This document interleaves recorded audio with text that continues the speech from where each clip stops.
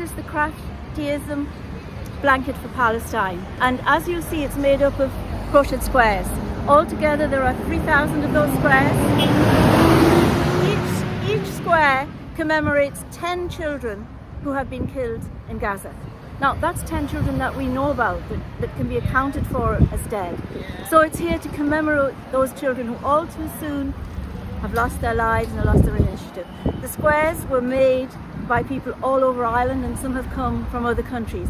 They're here today because we wanted to protest peacefully and respectfully, and we also wanted to send the message that killing children is a war crime. But, you know, remembering that silence allows oppression.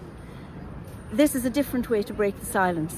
Okay. And we're asking maybe that one of the commissioners, or Ursula von der Leyen herself, would come down, would look at this square, would look at the pictures that we have further down of children, and think about what is resulting from keeping that trade agreement going.